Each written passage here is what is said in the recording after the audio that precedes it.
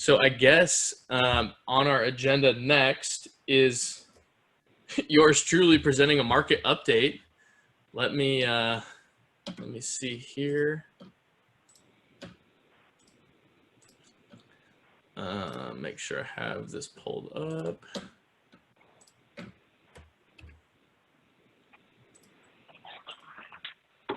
Are you guys able to see my screen? Yes. Yep. Cool. Let me move this. All right. So as I mentioned earlier, my name is Trent Werner. I'm an Oregon and Washington real estate broker with Uptown Properties. I'm also an investor myself. I own 6 units currently, and I'm in contract for another one right now. And I also am a portfolio facilitator with Uptown Properties, and I manage about, I want to say I'm at 45-ish units now. And those have all been added in the last two or 3 months to my plate. So just kind of diving right into it. This red line here on my screen is the total active listings for August in 2020. As you can see, those numbers are down significantly from the previous 2 years. And I'm sure everyone is aware of the COVID pandemic and how that has affected real estate in general, especially our local market. We've just seen a lot less quantity of properties on the market. And as you can see here, there's a common trend where from July to August, listings tend to decrease a little bit anyway as we get closer to that holiday season. However, we have less listings, but we have more pending sales, which is interesting because there's less to choose from, but the buyers are still out there picking up properties when they can. One thing I wanted to touch on here is typically once we get into that springtime, we start to see an increase in pending sales.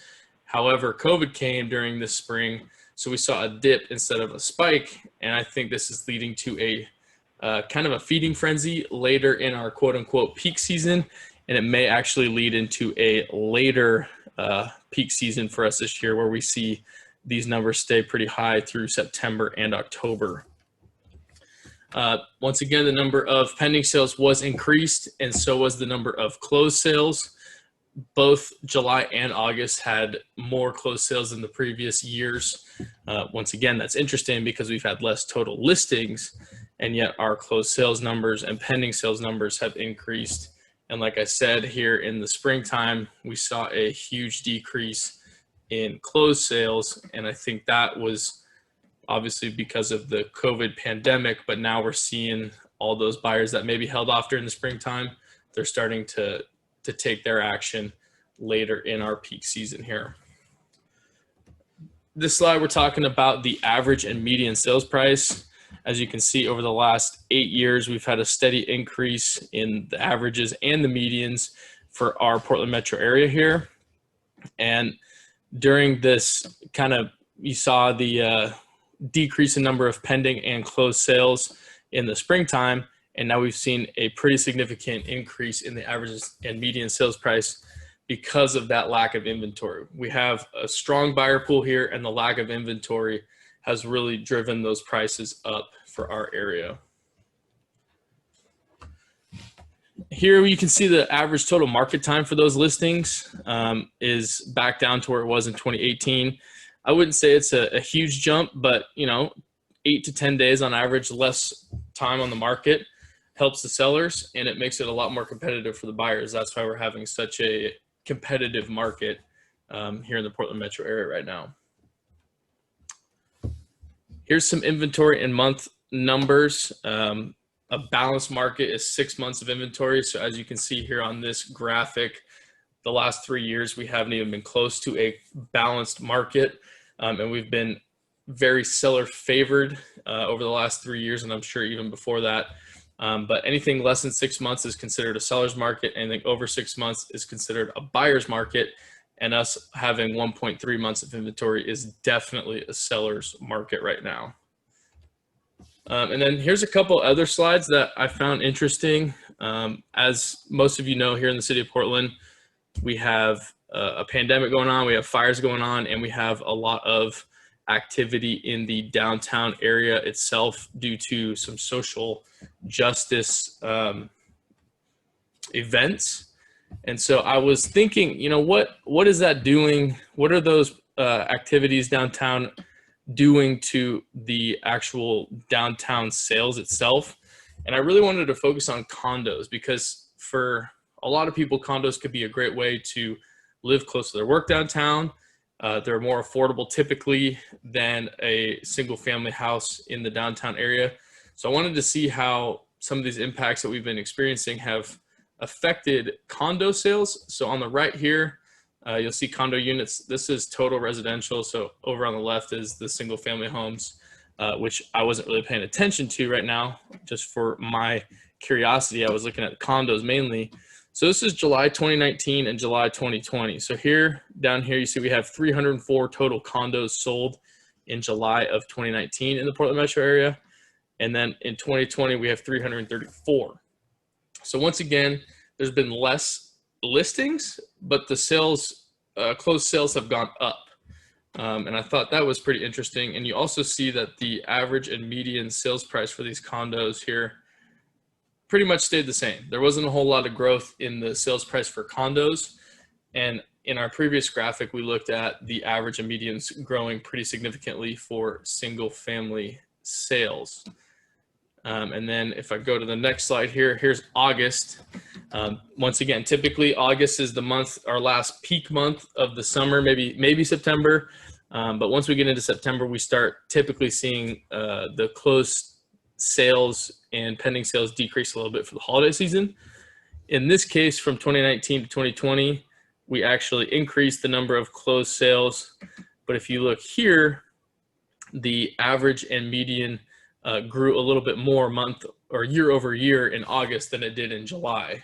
And I think that's in part to the delayed feeding frenzy that we've been experiencing here in the Portland metro area.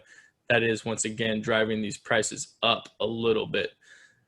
One factor that could lead to the average and median prices increasing is there were a couple more higher priced condo sales. But one thing that I took note of was in this kind of 2 to 250, which is, I would say, anywhere between 2 and 300 is kind of the typical condo sale for downtown Portland.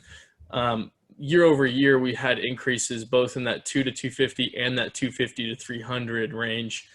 And I think that's because people are wanting to get their homes sold, and they're dropping the price below that 250 threshold to get it done in a timely fashion. Hey, Trent, we have somebody wanting to know if you could make that screen bigger on. I could sure try. I don't know how to do that. Give me 1 second. That's here. bigger. That looked better. Whatever you just did. So it says I'm zooming in, but Yeah, it looks like it's zooming out. That's okay if you can't. I am happy to share this with whoever wants it if they want to take a look at themselves. Okay. Okay. Is there any specific questions about these graphics that we were looking at? Oh, look up there. View options at the top. Yeah, so somebody said view options at the top is where you can make it bigger. Just FYI. Oh yeah. For the viewers, you can zoom in. Right. Okay. Now I'm super zoomed in. let me reset this. I can't even look at it. All right. So here's just kind of an overview of all the numbers we just talked about here. Year over year, once again, August increased in the number of closed sales, and the average sales price grew, median sales price grew, and total market time decreased pretty significantly. And then here we're touching on the 2 to 4 unit small multifamily statistics. This top graphic here shows the month of August, and this bottom graphic here shows July. The days on market time, although it says it's decreased by about 10 days on average, one thing to note was there was a seller carried contract in July that was on the market for 500 days. And so those numbers are kind of skewed with that outlier there. But overall, the average sales price increased significantly. And once again, I think that's just because of lack of inventory, especially for the 2 to 4 unit on the west side. I know at one point from west of the river all the way out to Cornelius, there was only 20 2 to 4 unit properties listed that were under, I want to say $2 million. But overall, we've had an increase in the average sales price and an increase in the total number of properties sold month over month. Again, this delayed kind of feeding frenzy that we're seeing now that COVID has kind of, I don't know if it's necessarily been controlled necessarily, but it seems like people are more open to investing in real estate since this pandemic has started. We saw a significant decrease in the springtime, but now people are starting to get a little bit more comfortable with the thought of buying real estate again. And that's all I have for you. That's the August market update. Once again, I'm happy to share this presentation with anyone that wants to see it. And if you have any questions, feel free to reach out to me. My email is trent@uptownpm.com. And I'm happy to talk with you more about it. All right.